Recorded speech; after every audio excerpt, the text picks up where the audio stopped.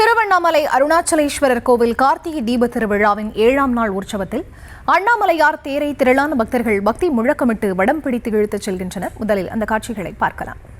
வணக்கம் சசிகுமார். தேரை வடம் பிடித்து இழுக்கும் நிகழ்வு எந்த அளவுக்கு விமர்சையாக நடைபெற்று வருகிறது? விவரம். உலக பிரசித்தி பெற்ற திருவண்ணாமலை அருணாச்சலேஸ்வரர் திருக்கோயில் கார்த்திகை தீப திருவிழாவின் 7ஆம் நாள் உற்சவத்தில் அருணாச்சலேஸ்வரர் கோவிலின் 7ஆம் பிரகாரமான 4 மாட வீதியில் திருவண்ணாமலை அதன் சுற்றுவட்டார பகுதிகளில் இருந்தும் தமிழகத்தின் பல்வேறு மாவட்டங்களில் இருந்தும் அருணாச்சலேஸ்வரர் தேரை வடம் பிடிப்பதற்காக ஏராளமான பக்தர்கள் காலை முதலே திருவண்ணாமலையில் குவிய தொடங்கிவிட்டனர்.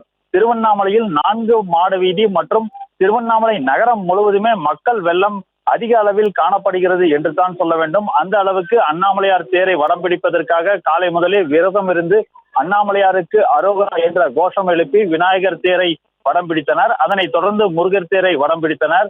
தற்போது அண்ணாமலையார் தேரை வடம் பிடித்து அந்த இழுக்கக்கூடிய அந்த அழகு பார்வை காட்சிகளை நியூஸ் தமிழ் தொலைக்காட்சி ஒளிப்பதிவாளர்கள் தற்போது அந்த காட்டிக் கொண்டிருக்கக்கூடிய அந்த கழுகு பார்வை காட்சிகளை நாம் பார்த்து வருகிறோம்.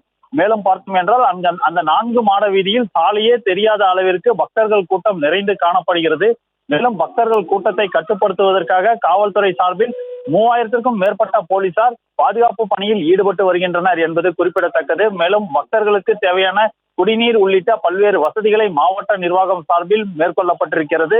தற்போது அந்த அண்ணாமலையார் தேரை வடம் பிடித்து பக்தர்கள் அண்ணாமலையாருக்கு அரோகரா என பக்தி முழக்கமிட்டு இழுத்து செல்லக்கூடிய அந்த காட்சிகளை நாம் பார்க்கிறோம். காலை முதலே வானம் கருமேகமானது சூழ்ந்திருந்தாலும் அந்த அண்ணாமலையார் தேரை அண்ணாமலையாருக்கு அரோகரா என பக்தி முழக்கமிட்டு அந்த தேரை வடம் பிடிக்கக்கூடிய பக்தர்களின் அந்த இசைவை அந்த கருமேகம் சூழ்ந்த விவரங்களுக்கு நன்றி.